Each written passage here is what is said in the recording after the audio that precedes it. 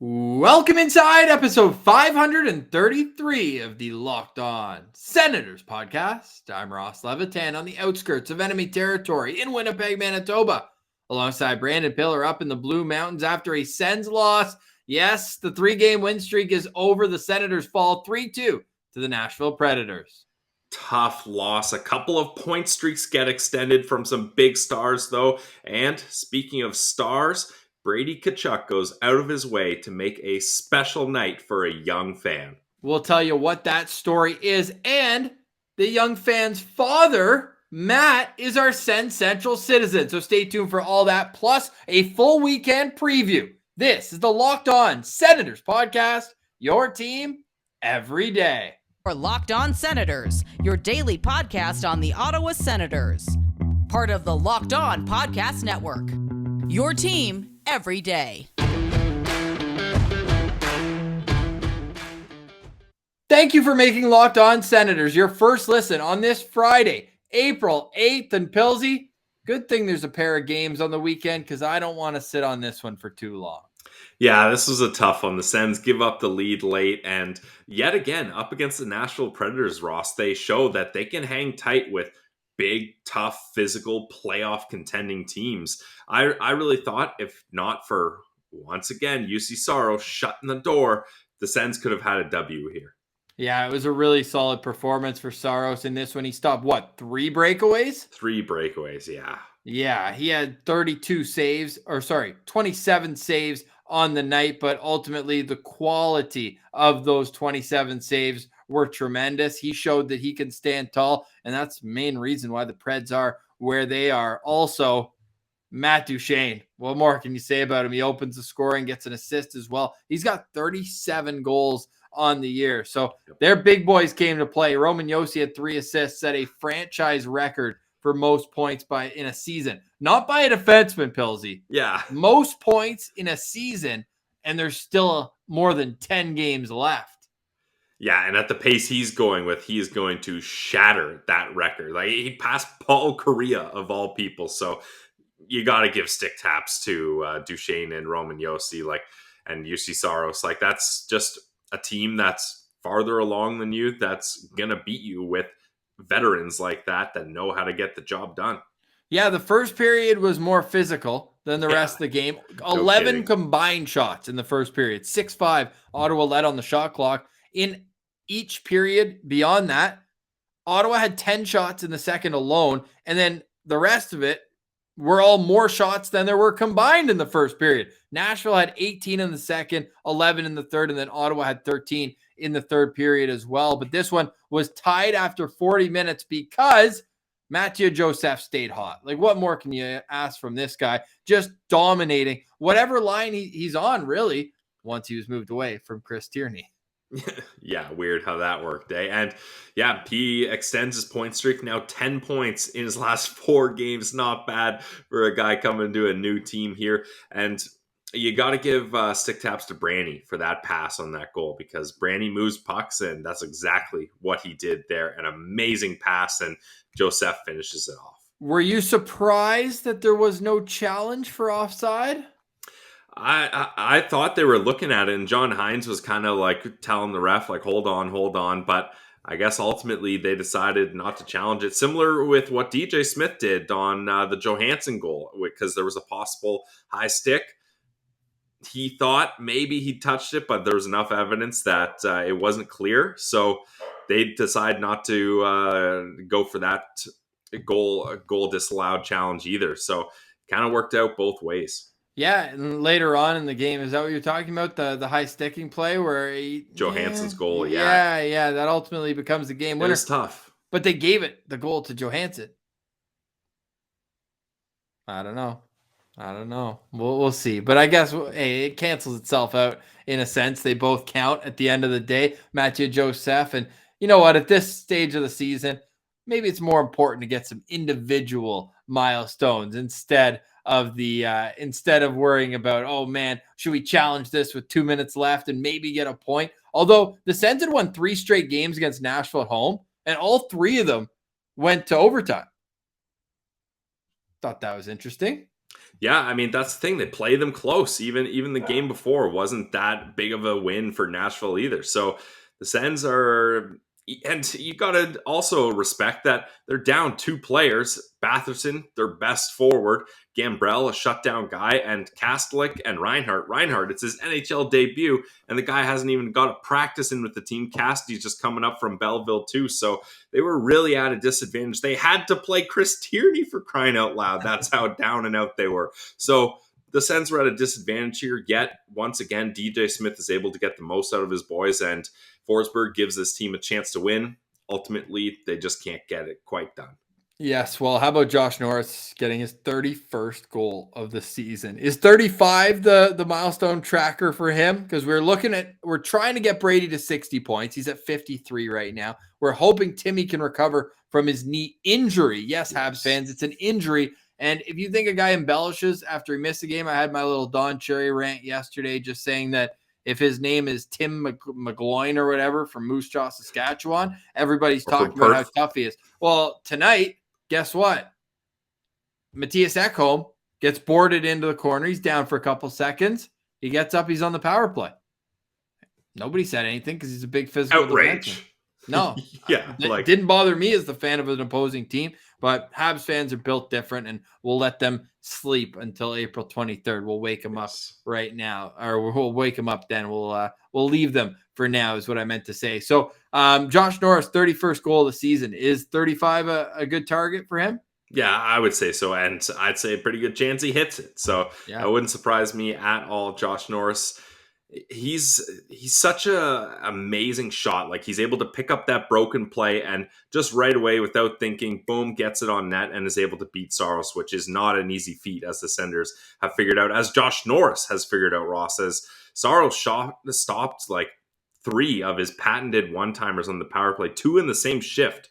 And Josh Norris is probably thinking, what the hell's wrong with my stick? That's usually an automatic goal, but that's a hot goalie.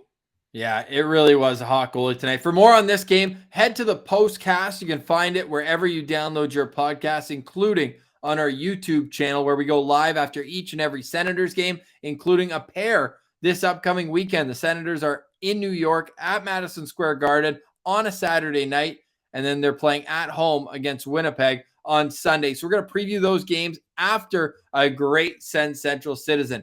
Timely as well. We talked to Matt McGloin just minutes after he arrived home from an extremely special night. Yeah, it was a special night for his family. His daughter wrote a letter to Brady Tkachuk, and a whole lot ensued after. I'm going to leave that as a little tease, and you can hear from that secondhand experience as Matt was able to watch his daughter meet the captain of the Ottawa Senators. We'll get to that Sens Central Citizen right after a word from our friends at Built Bar. Yes, this is the time of year where you've probably given up on your New Year's resolution. You probably don't even remember it at this point, but don't do that this year. Stick to it by eating right. That's how I do it, because my New Year's resolution was to eat more Built Bars. Built Bars are the protein bar that tastes like a candy bar, and if you get tired of eating the same thing over and over again, Built Bars are for you, because they come in so many different flavors, you'll never get bored. And then if you don't even want a bar, you want to try something completely different, they have Built Bar Puffs. It's literally a protein-infused marshmallow. What else can you ask for? Not just a protein bar, they're also a treat, and they're covered in 100% real chocolate. Go see all the flavors for yourself online at built.com. They're low in calorie, they're high in protein. Replace your candy bars with these. They're better. Typical candy bar can be anywhere from 200 to 300 calories. Not a Built Bar. BuiltBar.com. Scroll down to the macros chart and you'll be blown away. You'll see everything that makes them what they are. At Built Bar, they're all about the taste first, and then they figure out how to make it healthy. I don't know how they do it, but they pull it off every single time. So go to Built.com and use promo code LOCKED15 and get 15% off your next order. That's promo code LOCKED15 for 15% off your next order at Built.com. All right, Pillsy. So the Ottawa Senators fall 3-2 to the Nashville Predators, but it's not all sad news in Sens land. Let's get to this week's Sens Central Citizen. It's Matt McGloin. All right, we now welcome on this week's Sens Central citizen, a man who had a very busy past 48 hours, and we're pleased to be joined by Matt McGloin. You can follow him on Twitter at TrueFanNet. Matt, been a wild couple days, hasn't it? Yes, it has. It's been crazy. So we are gonna start this out as we do each and every Sens Central citizen, kind of build up to what you got to experience the last 48 hours. How did you initially become an Ottawa Senators fan? Oh, geez, that dates back a while now. Pretty much I got hardcore once I officially moved to Ottawa. When I was younger, I was a fan of almost all hockey teams, pretty much all goalies. I was a big time goalie fan, played it myself.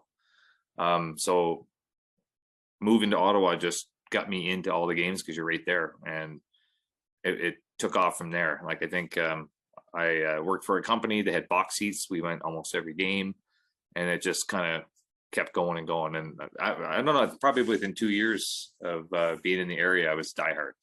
Never went back to another team.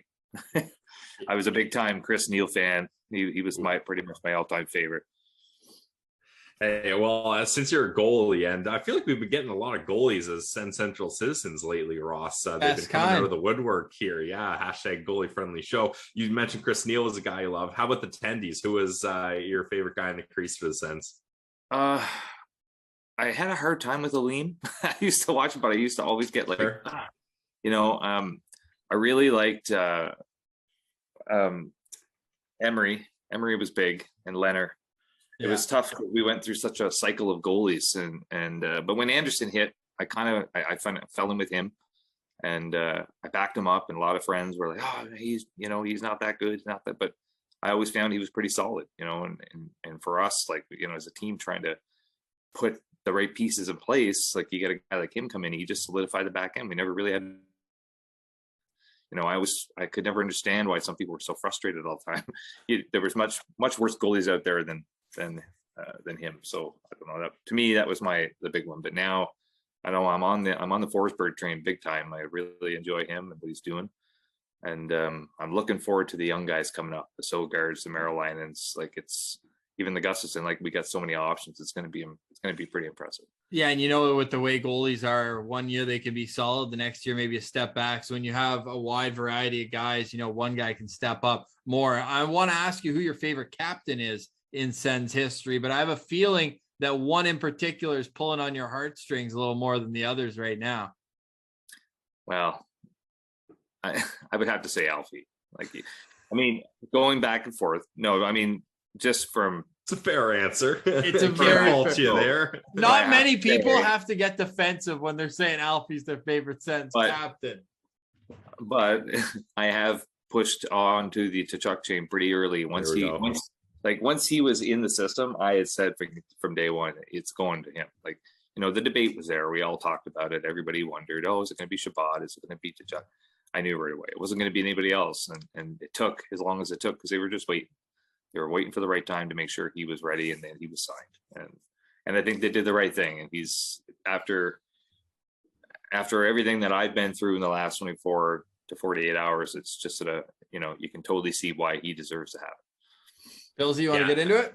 Yeah, well, let's get right into it. For those maybe that haven't followed along on Twitter, Maddie, maybe you want to just kind of start with how this whole story got going, and your daughter Mira, the big star of the show, she gets to meet the captain, Brady Tkachuk, and it all started with a heartfelt letter to the captain. Yeah, so earlier this week, right at the beginning of the week, actually, I was getting ready to sit down and watch the Sens game, and I was going through, before the game, I was going through my daughter's homework book, and she had a letter in it with like a grade on top. Like, she got her marks from her teacher. I was trying to figure out what it was and pull it aside, and I look, and underneath is a letter that she wrote, dated February, and it was like, I'm reading the whole thing. I'm like, holy cow, like, this is really cool. I had no idea. Apparently her classroom had an assignment where they were supposed to pick somebody that they wanted to write a letter to, and they were going to mail that letter and see if they ever get a response. That was kind of the whole purpose of the project. I don't even know if the mailing it out was even the key thing. It was more the writing part, doing it and sending it out, for their kids their age. But they did. They apparently mailed them all out. But they took that copy of each letter. Parents got to get it home. So when I read it, I was like, wow, this is impressive. So she was already in bed that night. So I just decided to take a picture of it, which I did. And I sent it to a couple people. And I thought, you know what, I'm going to go to the Sens Twitter here and just fire this off and see what happens. I said, I wouldn't mind like at least letting him know that, you know, this was written. It'd be interesting to know if he even seen it or if he even got it back. Because I don't know who they mailed it to. I would imagine the Sens maybe, but yeah, so that's really where it started, and it just kind of picked up from there. You know, a couple people saw it, like Twitter does. It just kind of caught on fire there, and everything just kind of went from there. So did the organization then reach out once they saw it, type thing?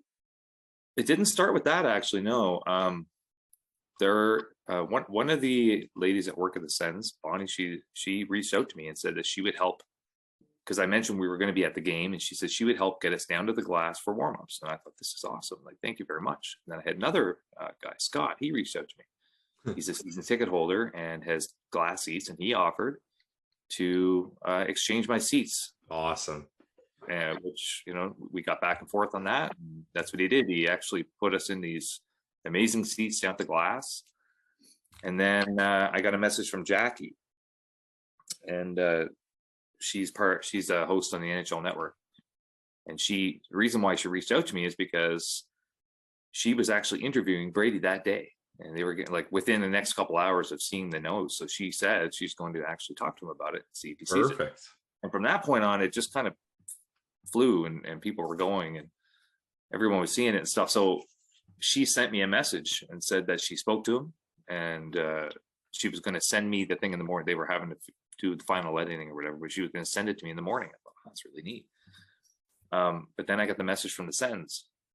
They said that Brady wants to meet her and really appreciated everything. And that was that really was the turning point. We're like, oh wow, this is pretty neat. Like, you know, to see it start from just a simple little tweet to end up being right there meeting them. Like it was quite an experience, I have to say. Like, kind of a whirlwind thing. We got there, they had us down at the glass. They were shooting the whole thing, videotaping. We had people around. It was kind of crazy. But she had a great time, and that was the end of it. Like he came down and introduced himself, and he was such a classy guy. You know, for such a young captain, you'd think he was in his 30s. Like he just seemed to have. He has all the characteristics of a great captain. So I think he's going to be somebody that this team, you know, won't be able to live without for a long time. It's pretty impressive. Yeah, well, the Sens already tweeted out that video. It's part of their breakaway series. And so she went down to the glass, and then they ushered her in, because it was in the tunnel, right? On the way to the locker room that you actually got to meet him. Yeah, so we were out at the glass first. We were told at first they were going to try to get us in to see him before the actual warm-ups. And then they changed the plan and said, well, meet us right after the warm-up ends, before game time. So we were like, no problem. So we'll just do whatever you guys want to do, and we'll make it work. So they kind of hurried us over. We sat down just behind the bench, and then they let us down into the tunnel.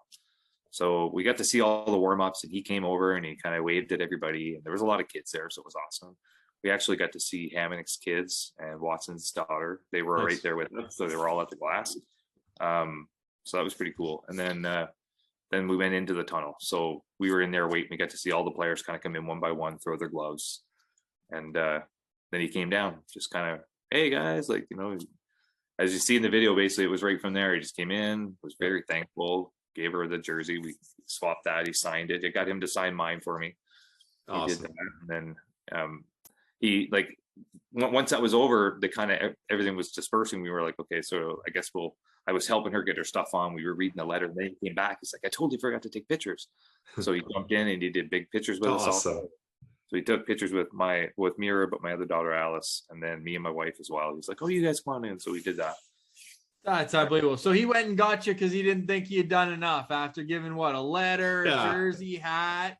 I believe you got a stick there too. Now I want to focus on the letter though. So in Mira's letter, and everyone can go at TrueFanNet, Matt tweeted out the photo of the original letter, and it was asking to write back. So sure, Brady goes above and beyond and does all these things, but not only that, he answered the letter. To me, that was really where, you can be a captain, you can go above and beyond, but he had to sit down and actually think about what he was going to write. And I don't know, he's born in 2000. I don't know how many letters he's written in his life So to do that, like that had to be pretty special for Mira. And I mean, for you and your whole family as well. Yeah. So Chris actually sent me a message. I didn't, this is a photo. You might be able to kind of see it of Brady at the table. He looks like he's writing lines in the principal's office or something. That's good.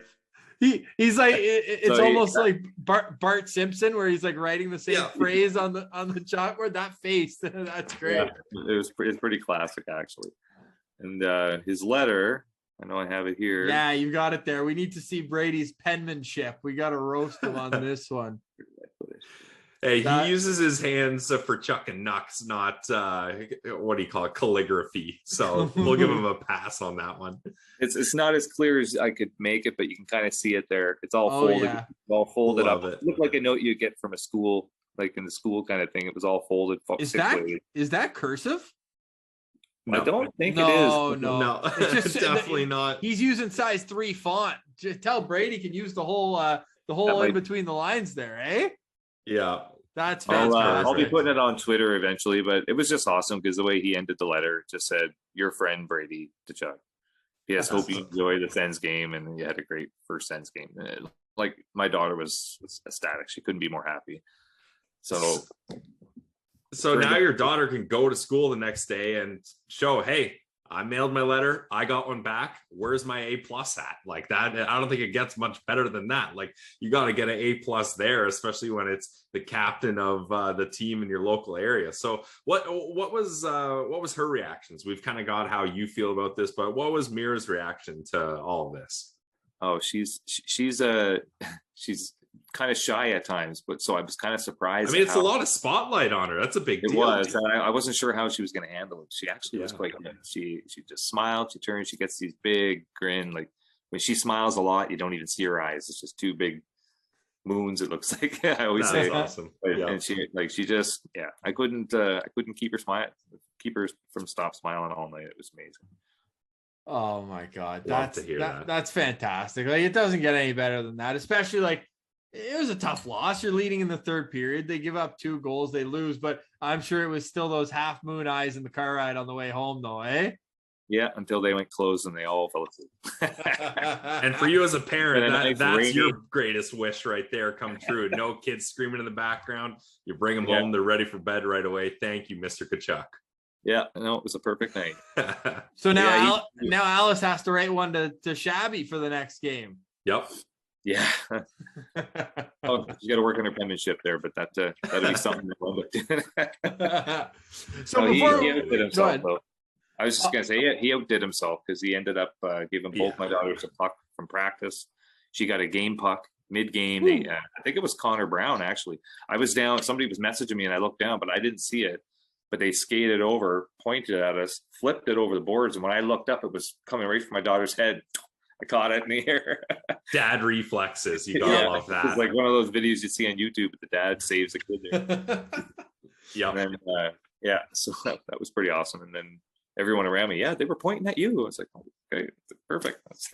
There's so much going on, right? But so she got a jersey, a Tkachuk jersey with he signed, a hat, signature, and one of his actual sticks, which is pretty neat. That's super cool. I absolutely love that. Before we let you go, Matt, we got to get your take on the game. You had boots on the ground. Like, what was it like? I mean, you had a pretty unique perspective right up on the glass. Like, how did the game go outside of all the extracurriculars? From what I was able to watch, it was pretty awesome. Like being in that corner, it's amazing when they're right there. But then when it's all in at the other end, you're looking through layers of glass and you're watching through the top, right? So, I mean, it was kind of tough. Plus, I'm talking to my daughter a lot. She's asked me a lot of questions. So I'm trying to explain a lot more stuff. And then I had people behind me asking me questions. So as much of the game I got to watch was probably everything that happened in our end. So I got to see most of the goals. I mean, Brady had a great, tough game. My daughter was very impressed.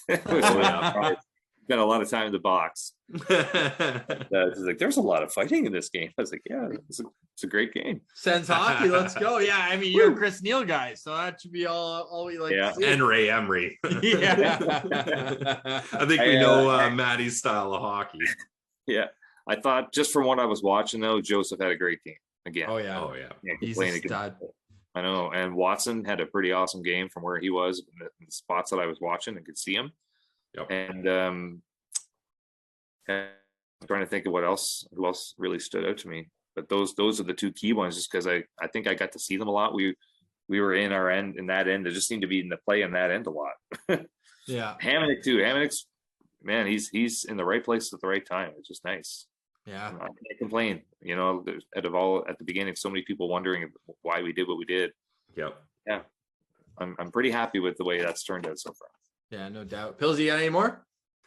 I just think this is yet another example. Like it seems like hours ago that Brady was out on the street playing hockey with the kids, and now he does this. Like, I'm not going to point fingers at other superstars in the near area, but I would say Brady Tkachuk. Okay, Austin Matthews, maybe not as kind towards fans, but Brady Tkachuk, he shows yet again why he's got the C on his chest, not just guy and a tough guy on the ice, but a good guy and a caring guy off the ice as well. So you love to see that from a young captain. Yeah, we always like to end these off too, Matt, asking what you think if you were in DJ Smith's shoes, what would be your first move? So that's my final question for you is DJ Smith or Dorian?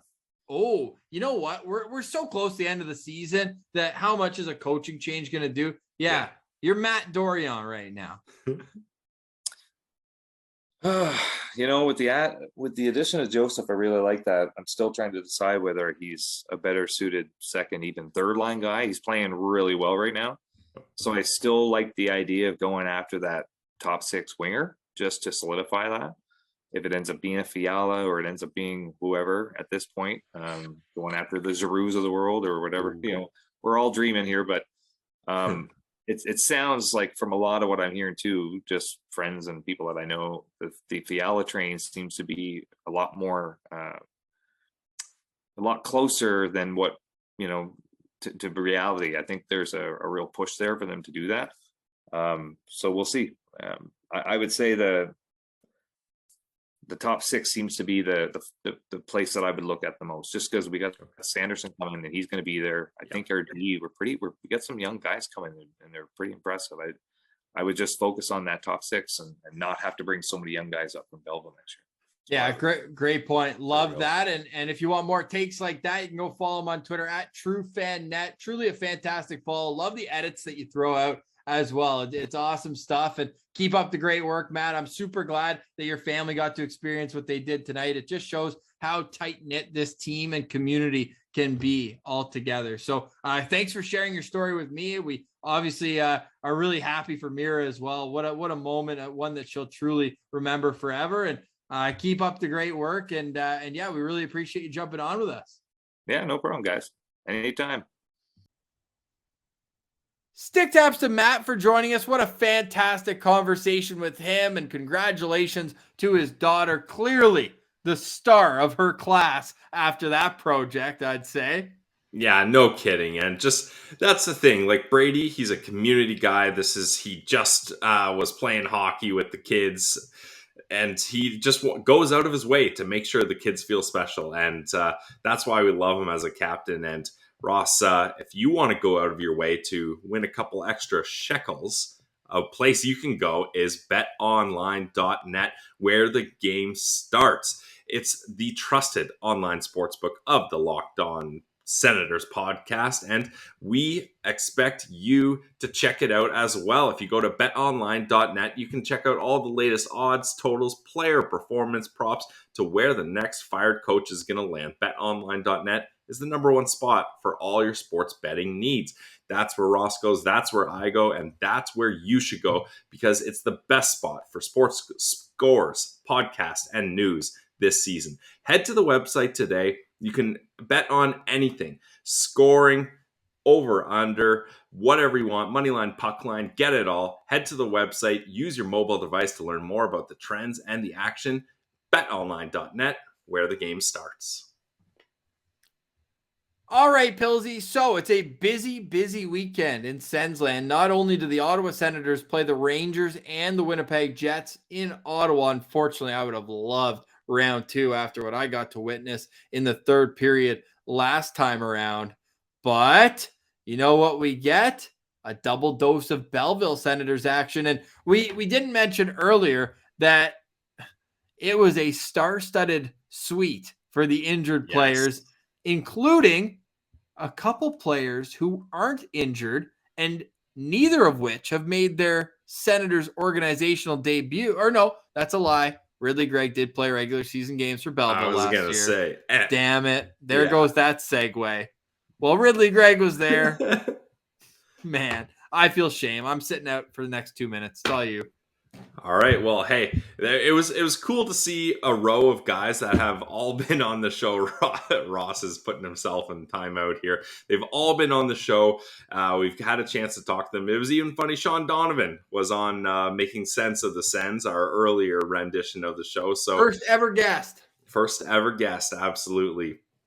And we hope those guys get back in action. It was surprising to see Ridley Gregg there, but hey, if he's injured and he's not able to play anyways, why not get him acclimated to the CTC? Why not have him being around teammates just like Sanderson is doing? So old friends. Yeah, exactly. So that's a blast for Ridley Gregg to get to experience the atmosphere. And oh man, we hope Timmy's back soon. We hope we can just get all these guys back, because there's a lot of talent sitting up in that box. Yeah, you didn't even mention Thomas Chabot. Heard of him? Yeah. There's so much. And not only those guys, but Victor Lodin got his first experience at the CTC. Maybe he was there for a development camp in 2019. Yeah, he would have been before the pandemic hit. It was after that it did. But he's going to play for Belleville this weekend. What do you expect from him? Who do you think the best line mates would be for him to start with down there? And I guess it's all in flux because we don't know what's going to happen with Kaslik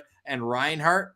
Right now, they're already on playing back-to-back because they played in Utica on Wednesday, and then Thursday they played for Ottawa. So what? Let's say that Kaslik and Reinhart are down in Belleville, just for argument's sake. Who does Lodin best fit with in your estimation? Well, I would say, Ross, my expectations for Lodin would be similar to Roby Jarventi when he came over, although Lodin's got some more pro experience. So I expect him to be able to transition a little bit better.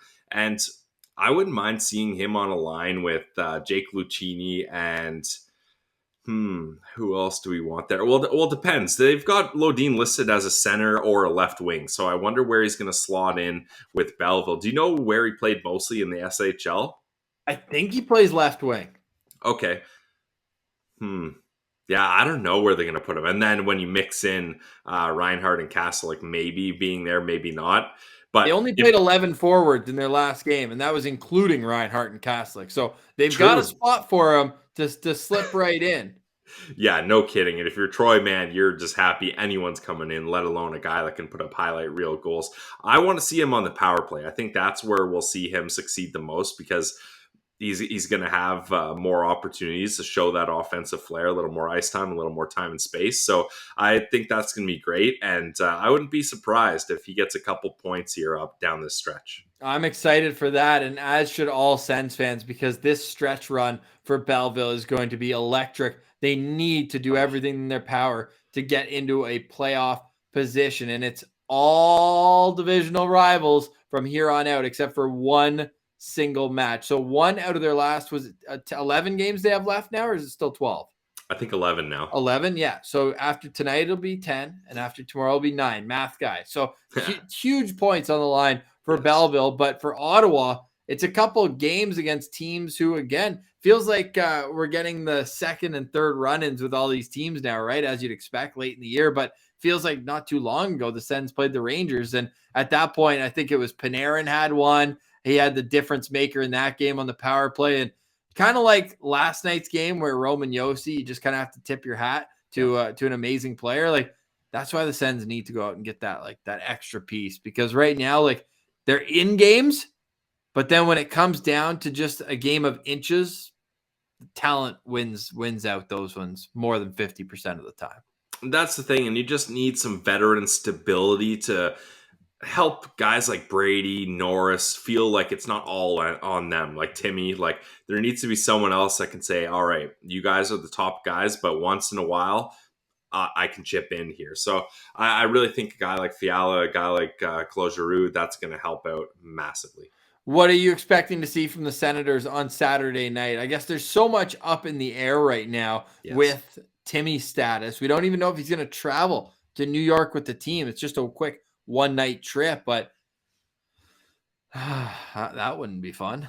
No, that would be very tough on the Sens because the New York Rangers are an absolute wagon. They just beat the Pittsburgh Penguins last night 3-0. Panarin, he scored. He's going to do that. And I think Chris Kreider might be having the quietest 47-goal season ever. 47? 47 goals for Chris Kreider. So he's going to be my lookout player. Not only because he's scoring at an amazing pace, but he also has a tendency to bump into tendies once in a while. So let's hope he steers clear of, well, it's a back-to-back situation. So who knows? I mean, I think you probably give Forsberg the road matchup at Madison Square Garden, and you give the second one to Sogi back at home up against the lowly Jets. So that'll be interesting to watch. I'm looking out for Chris Kreider. Pretty cool for Matt Sogard to get to experience the Bell Center and Madison Square Garden during this call-up, even as a backup. Definitely. Like just being in the arena, soaking in the atmosphere. Ricochet shot at Little Caesars Arena, the place he did play. Yeah, literally. I mean, Joe Louis, there's a little more aura about it, you know? Yeah. So, fair enough. I mean, you still look up and you still see Yzerman's number hanging up, Gordie Howe's number, Nick Lidstrom. There's still a lot of history in Motown, Hockey Town, as they'll affectionately call it. But I do think Madison Square Garden and the Bell Center, those are probably the two most prestigious buildings in hockey, no? Yeah, I would definitely say so, yeah. And then maybe the United Center in Chicago is probably right up there.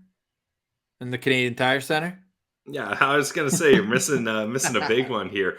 The LeBreton Flats Center. Ooh, the farmhouse, the farm boy house down at LeBreton Flats. No free ads. No, Ross, it's got to be the Farm Boy Barn. Yes. If you're going Farm Boy, you're not going house on that. You're going That's barn. true. Only a chicken farmer would be able to hit me that. There you go. Hit us with that one.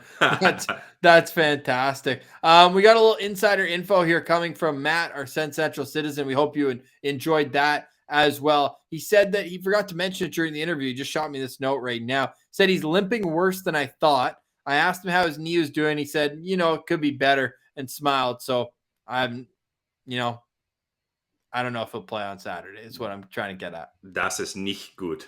No. That's what I'll say with that one. Oh, boy. No. Super frustrating.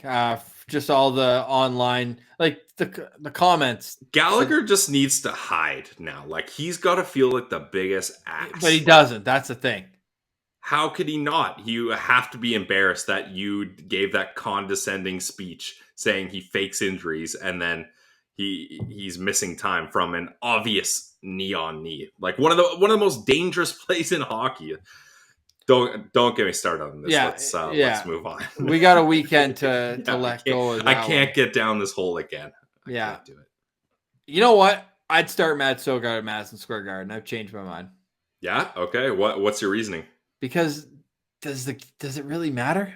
Yeah. Why not give him the experience? Yeah. Does it really matter? No, is the answer. Like, why not give him the great experience? Why not give him the good experience of going in and being like, all right, you played Detroit. They suck. Now you've got your feet wet. You've got your first game. You've worn the helmet and sunglasses. Now let's give you a real opponent. You've got your kind of like eased into the NHL. Now go play the Rangers. Training wheels are off. Now go play the Rangers at Madison Square Garden. That's one tough task, that's for sure. And hey, maybe Chris Kreider thinks twice about running into a goalie that's 6'7" and is pretty much a Viking that will just knock you down. 100%. What are you hoping to see from Belleville this weekend? We'll finish off with that because I feel like that's where the juicier meat is right now in the organization. Yeah, definitely. I got to see 4 points here. Like, the margin for error is so thin right now. They cannot afford to give up any points. Even I would say like the non-divisional one is important too, because I'm sure the other teams are playing within the division. Like, that's AHL hockey. So you can't, like, let's say Like, for example, Laval's playing Rochester. Perfect. Exactly. Laval and Rochester. Like, if Rochester doesn't get those points and then the Sens get the points up against Hartford, that's massive. So they need to capitalize here. I'm surprised that I thought the whole point of bringing McNiven in, and if they're going to play Forsberg every game like this, is just have him as kind of like a lame duck backup, and then have Sogi and Gus down in Belleville lighting it up and making sure they're getting these wins. So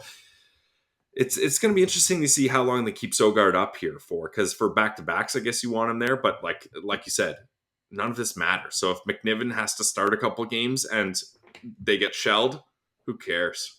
Yeah, fair. I mean, McNiven, credit to him. He got 1 point at least in his one game with Belleville. He hasn't been terrible. I'll give him that. We've been hard on him, rightfully so. But I'd rather see Sogard and Gus starting in Belleville. I'll say that, because Sogard's had his game in the NHL. He's had the experience. Time to win some games and make the playoffs. I'm going to say 3 games for Sogard in the NHL. That's what I want to see. 1 this weekend, either New York or Winnipeg, and then 1 next week, and then go down after that. Yeah, see, that feels like too much for me. You think? Because I'm looking at the schedule here. Yeah. Let's see. 3 games. They're at Detroit again on Tuesday, so maybe you just say, hey, go do an encore performance, because I probably don't start him in Boston, and I probably don't start him against the Leafs on Saturday. It's just you, like, the AHL, the games are so tightly together. Like, I know. You need both your goalies. Yeah. You need 2 goalies. So yeah, very fair. Yeah, I'm going the opposite way on that one. All right, fair enough. Well, for more, go check us out on Twitter at SensCentral. You can follow the show LockedOn.Senators as well on Instagram. And please subscribe to the podcast on YouTube. It goes a long way for the show as well. We've seen a huge bump in number, and we can't tell you how much we appreciate that. We're looking forward to paying it back, having a great day with everyone on April 23rd when the Senators host the Montreal Canadiens. Just click our link tree. You can find that link tree in the comments here on our YouTube or on our Twitter at SensCentral, and it goes directly to the game. You can buy your tickets there. We're going to have a meetup at the 3 Brewers in Canada Central before that as well. So for today, we say goodbye. Enjoy the start of your weekend. We'll be back for the postcast following the Rangers and Senators. We're going to be joined by John Chick again. That went over really well after we had the host of Locked On Rangers on with us after the last time these 2 teams met. So we'll do that again. But for today, we say goodbye. For Brandon Piller, I'm Ross Levitan. This has been the Locked On Senators podcast. Your team every day.